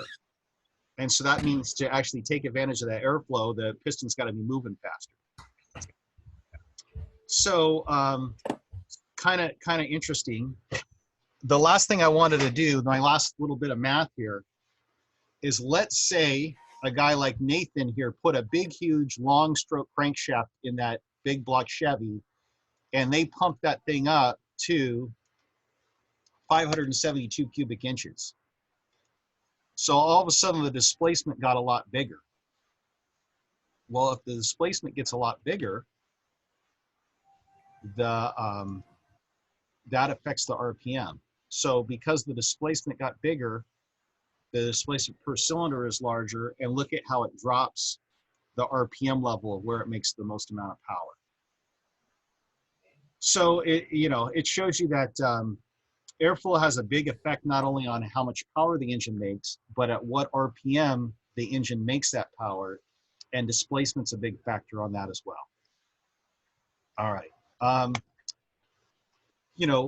One thing that would be fun to do, which I've had students work on, but that is a pretty time-consuming process, would be to port a component like a cylinder head, measure the airflow, do the calculations, then actually bolt this on the engine, run it on the dyno, and see how close your numbers are to each other. And that's something I've had a bunch of students try it, and we've never got everything all the way done, or ran into too many other challenges to make it work. And someday in the future, I'm hoping to get those tests done. All right. So moving forward, hopefully I didn't kill you with the math. This is where you guys had a lot of questions on, like, what about the port shapes, all that type of stuff. So let's get into it. In my opinion, porting like this guy is doing in the image here, this is a combination of science, art, and a heck of a lot of craftsmanship. It is really time consuming, but as you guys could see from some of the math we went over, that there is big gains to be had, right? Like if you improve airflow, it does improve horsepower quite a bit. Okay, so to the next slide. This in the picture here is what an ideal shape would be for an intake port. And you can see that it's not just straight. It kind of goes in and out. And if you think back to maybe some of the old Formula One engines, you'd see cars with velocity stacks going through the carburetors. And their ports would kind of look like this, right? That's your ideal port. So what do you have here? You have a port that you have a separate carburetor per cylinder.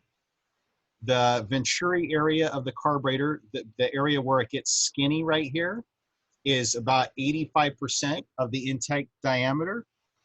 And then it gets a little bit bigger right here. And then it tapers back down to 85% again right before the valve. That would be ideal. Now, why is that the case? Well, this brings into what some folks will call the Venturi principle, but really it's Bernoulli's principle. And Bernoulli's principle is what makes an airplane, and I'm going to try to draw an airplane here, and here's the airplane wings. It's what makes, you know, an airplane fly and have lift, and it's what makes a carburetor work and all that type of stuff. I think that's a pretty good airplane there. Anyways, so what happens here is air is flowing over the wing, right? It has to go a long way around to get on top of the wing, but it's got a short way to travel below the wing. So what happens is that the same amount of air that I have flowing right here, I have to have that same amount of air flowing on the other side. So the air that travels further, what he has to do is he has to speed the heck up. He has to start flowing a lot faster. And what happens with that is his pressure drops. So the pressure above the wing gets to be a lot less than the pressure below the wing, and that's what gives the airplane lift and makes him go up in the air. And of course, the faster the plane goes, the more pressure drop occurs and the more lift you get, right? So Bernoulli's principle basically says, hey man, if I have a certain amount of airflow going in, I got to have the same amount of airflow coming out. And to do that, if the diameter is getting smaller, that means in the everywhere it's smaller, the airflow actually has to speed up. And where it speeds up, I'm going to get a pressure drop where it speeds up. All right, so this principle works inside our intake tracks as well, and that it creates a pressure drop, and this is what makes the Venturi part of our carburetor work. Also, what you can see here is wherever if I get rid of some of my scribbles, wherever this thing necks down, wherever it gets skinnier, the airflow is going to do something special as it goes through there. Now, what you guys tell me though, that it got skinny right here, what's the airflow going to do? It's going to condense and go faster. It's going to go faster, okay? So when I squeeze down the port, the airflow speeds up, right?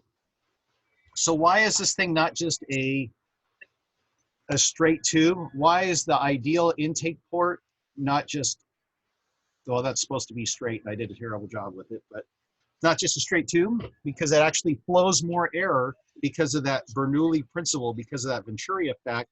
Necking it down a little bit speeds up the air. So, John, this gets to your question from earlier. You said you saw some type of test on a Flowbench, and they capped off the air filter. And when they capped it off halfway. They capped off the air filter halfway. It makes me wish. Yeah. I know I have air filters in my garage. Right? It makes me want to grab one. But anyways, I think by capping off the air filter, what that did is it acted like a little bit of a Venturi. It acted like this neck down portion, and that caused the air velocities, right, the speed of the air to increase. And if the air velocity increased, it would increase the flow. Now, there's a limit to that, right? Because if I made, let's say I made the valve bigger. So now this is the size of the valve, right? That's a really ugly valve, but you get the idea. If this is the size of the valve, it's going to want more airflow, and now it can't flow that additional airflow with that blocked off air filter, right? So at some point, that Venturi area that speeds up the airflow and improves airflow at lower total airflow amounts will actually become a restriction at some point, right? So it's a balance between keeping the air velocities up, the speed of the airflow, and having a good amount of total flow.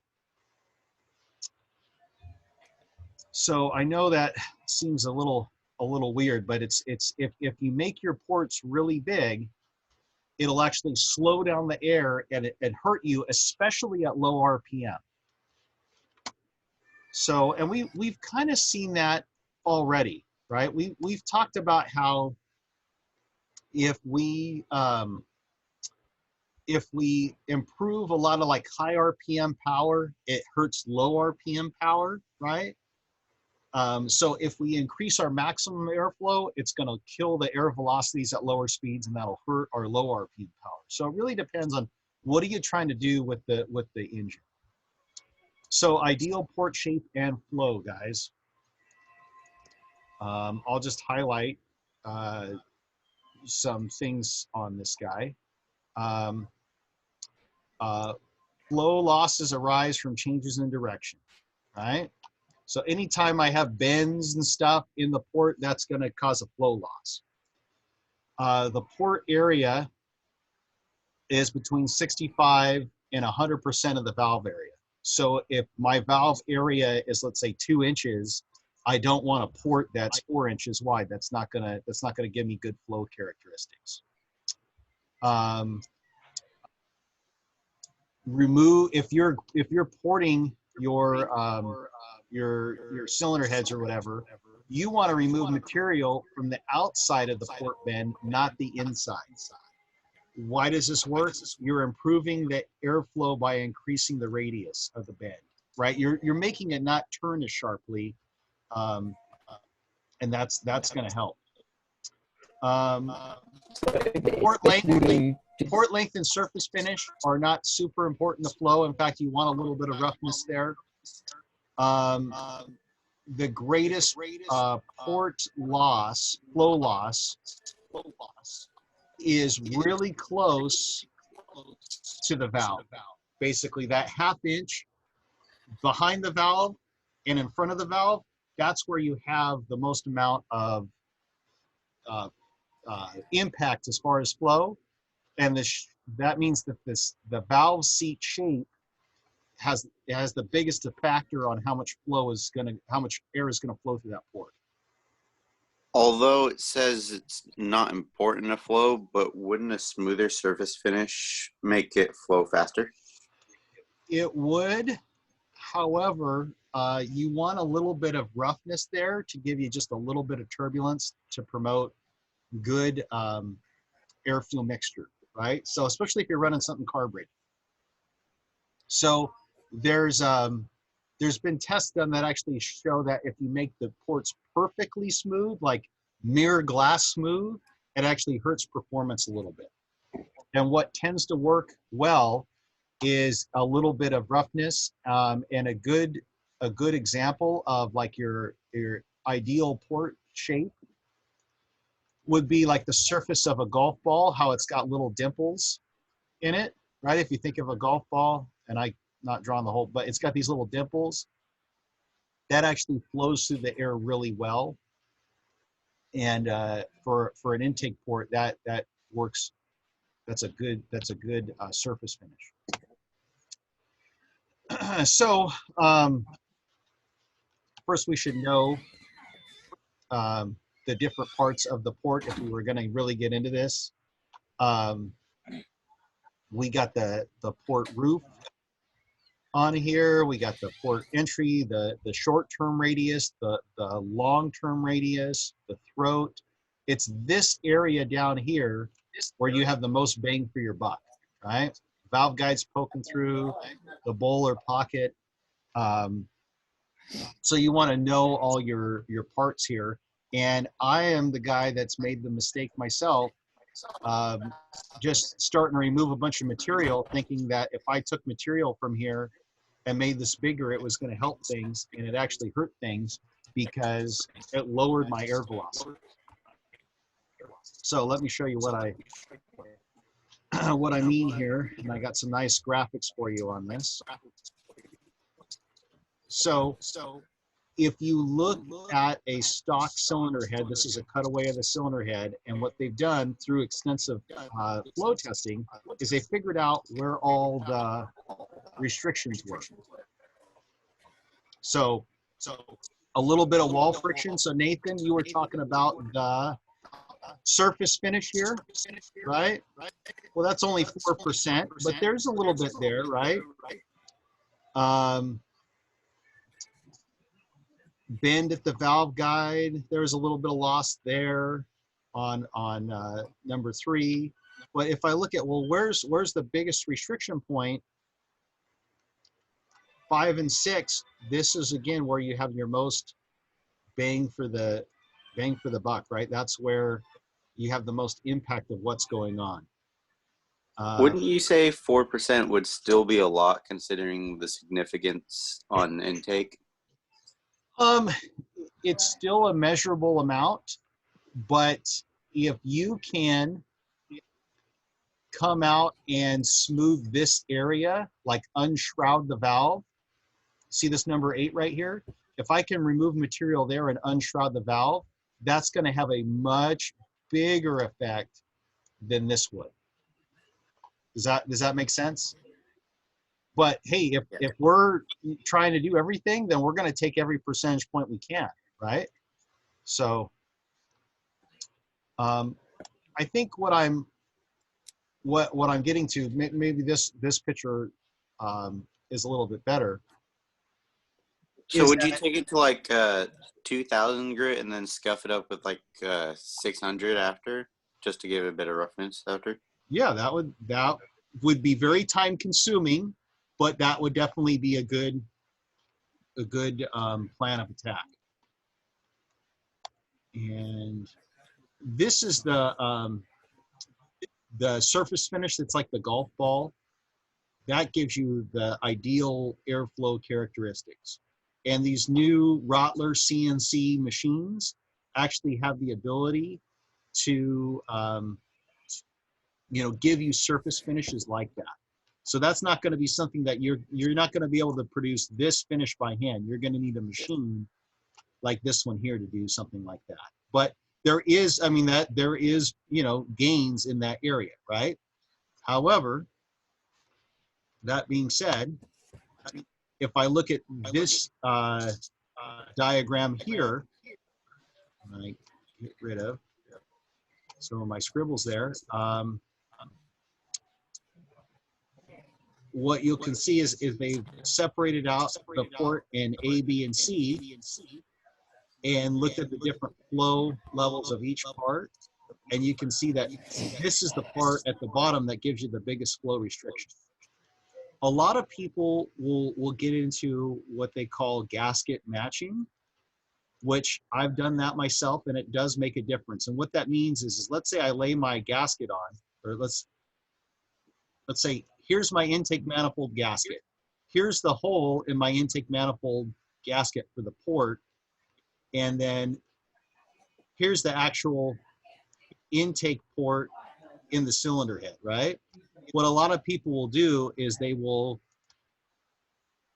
trace a line on the port to the size of the gasket, and they'll enlarge the port so that it matches the size of the gasket, making as big as the gaskets are, they'll match those together. And that does help, but the most help you're gonna get is down here working around the valve seat area. So in engine class, they might talk about doing a 3-angle valve job on the valve seat where you have a 60-degree angle, then a 30-degree angle, and then a 60-degree angle, a 30-degree, and a 15-degree. Working the valve seat, this surface down here is going to make more of a difference than port matching will. But still, port matching is something you can do that will still help. So anyways, I see a lot of people, and I've been guilty of this myself. I'll spend a lot of time doing the port matching stuff, and then I didn't do anything down here, and it was kind of like I was missing the boat there. That's I guess my major point I'm trying to get across. So you said gasket matching and port matching? Yeah, so let me get rid of my scribbles. So from this picture here, what you can see is that this cylinder head has already been modified pretty well so that this radius guide plate matches the shape of that intake port pretty well, right? But oftentimes what will happen is that the intake port or the exhaust port is actually smaller than what it could be based on the gasket. And so what people will do is they'll enlarge the port to get more flow. And I wish I had some gaskets here. Hang on one second.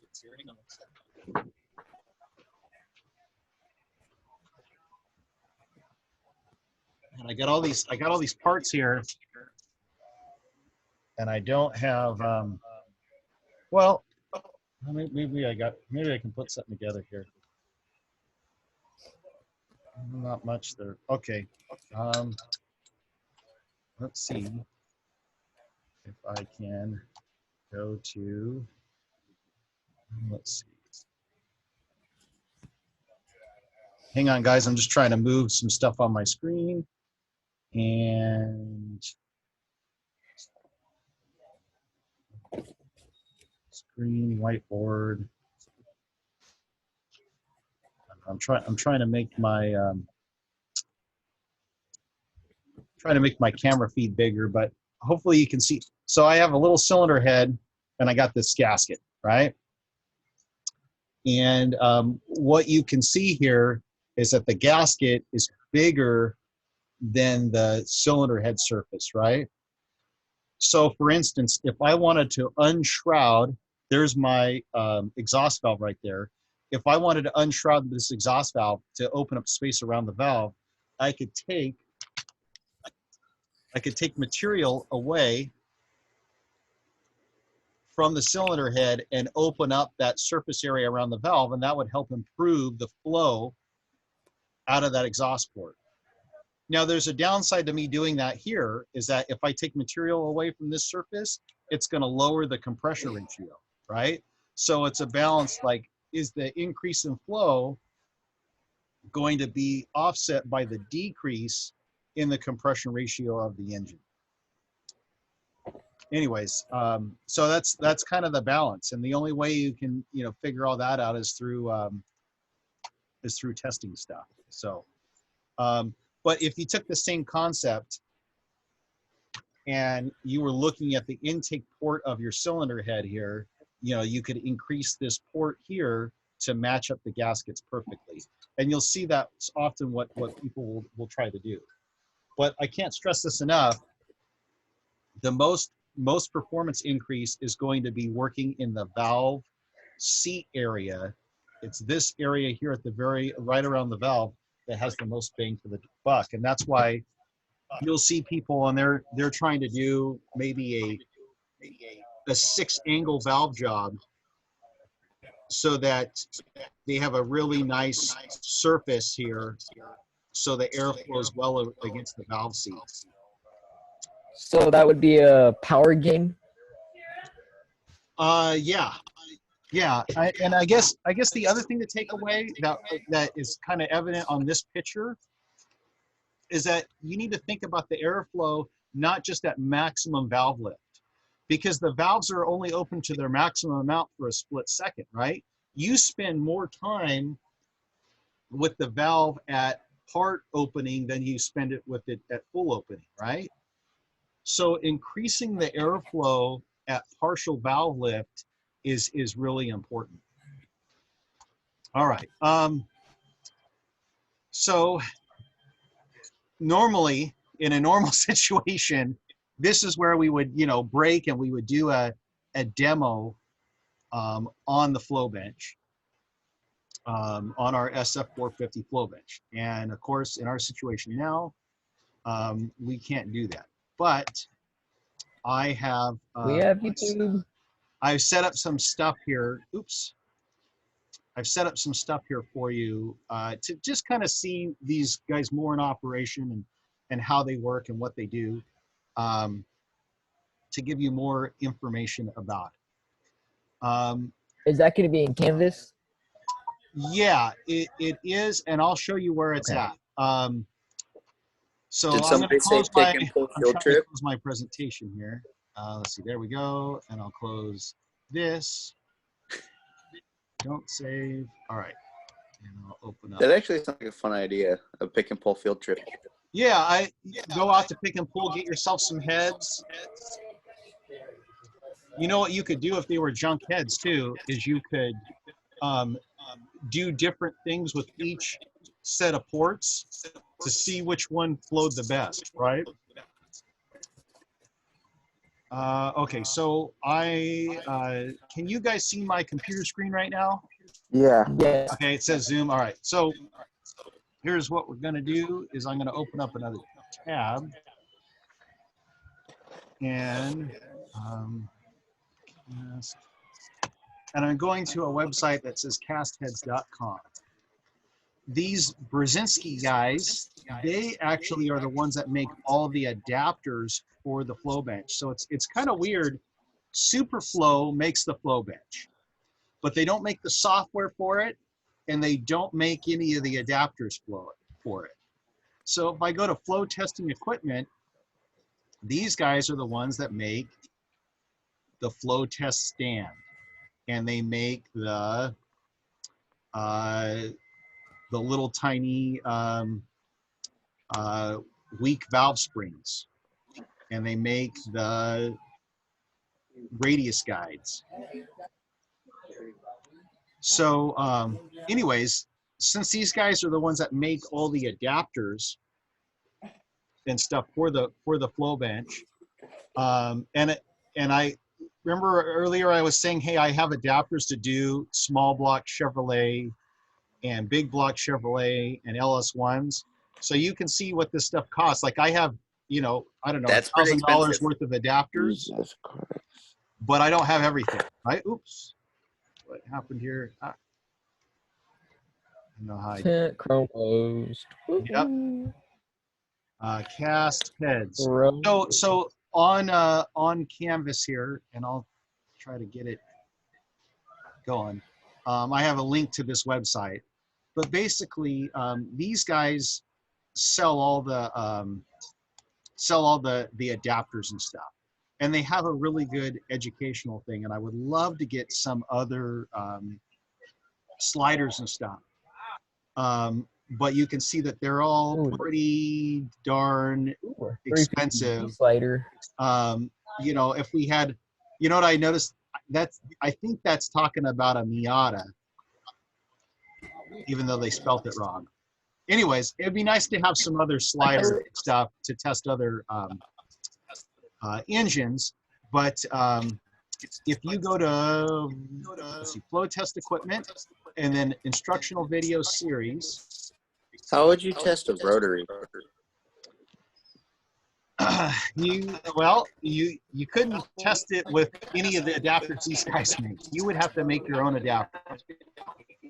And basically, you'd have to make an adapter where you could put the case halves on each, you know, and secure them to the Flowbench. And you'd probably have to use some clamps or something. Oh God. And the advantage of doing that is you can try to make sure that each port flowed the same amount so that the rotors were both making equal amounts of power. That would be a fun experiment as well. Anyways, these guys have their instructional video series. And so what I would like you guys to do is read these. Now, most of these videos, they're not super long, right? Like if I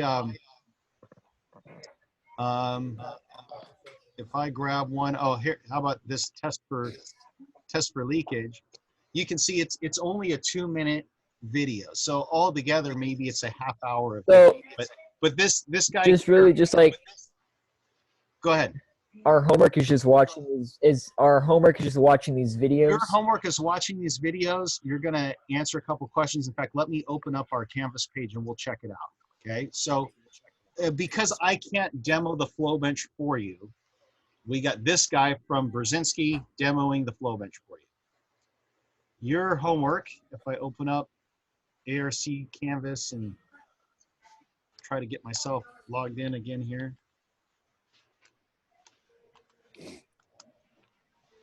Let's see if this thing opened up correctly. Okay. Let me go to a student view. Give me a second here to make sure this is working right. Student view, okay. assignment.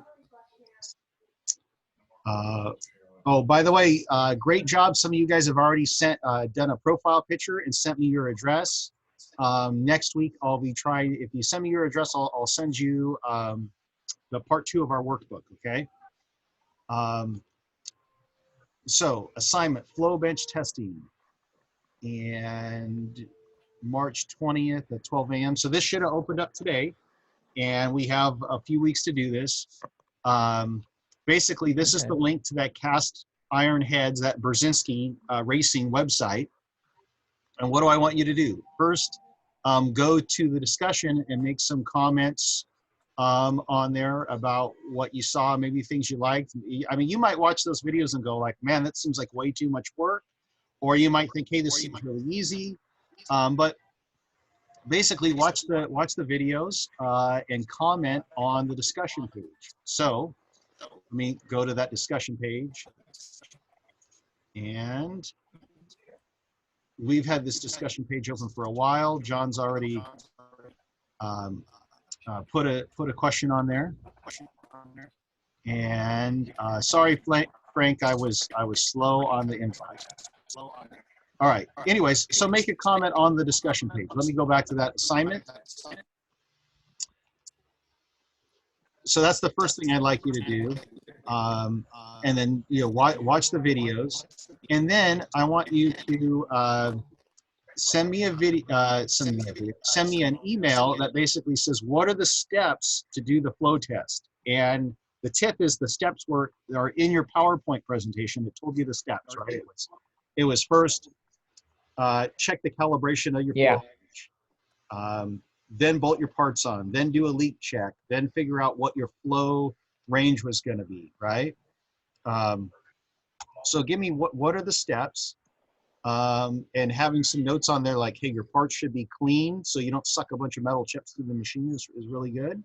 And then I have 2 questions for you. What can you do or learn from a flow bench, and what advantages, disadvantages does it have over a chassis dyno? And 2, I always like you guys to think that either you're the tech or you're the shop owner. How could you make some money with a flow bench? And we'll have you guys submit that stuff, and we'll talk about those later. So if someday one of you guys opens up your own performance shop, at least you can decide whether or not you want to purchase a flow bench or you don't, or you want to build your own or you don't. And if you did do that, how could you actually make money with the darn thing? Okay, so that's your assignment. You know, I wish your assignment was like we all would go in the shop and flow test some heads. And unfortunately, due to our current situation, we can't do that. So this is the best that I could come up with. Remember, what I'm working really hard to do is that whenever we are able to get back to the shop, is to have 100% just hands-on lab time, even if it's like some special class that we run this summer that you guys get invited to attend for free. At least if I can cover all the lecture information, you know, we can then go and have fun with testing parts and stuff.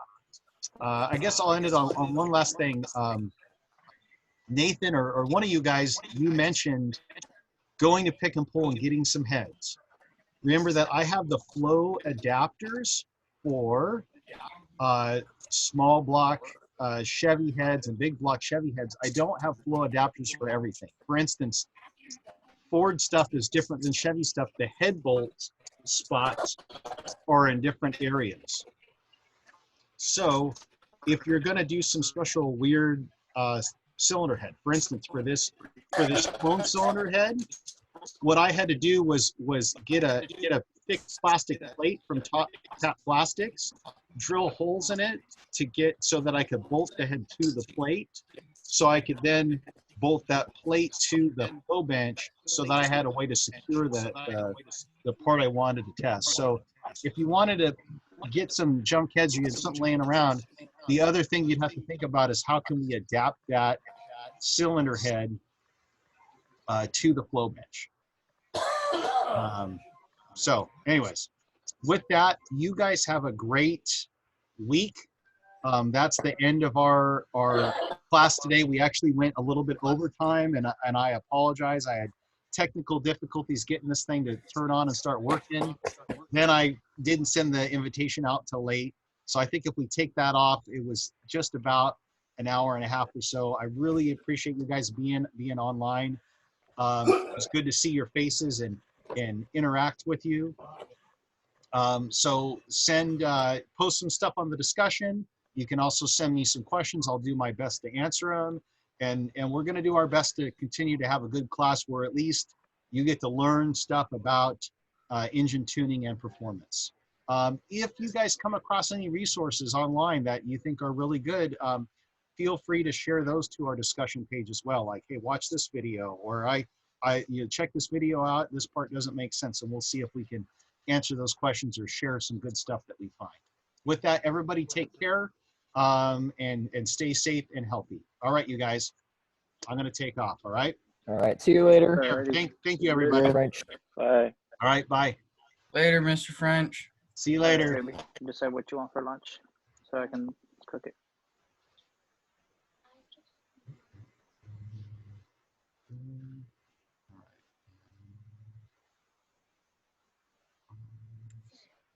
Cereal.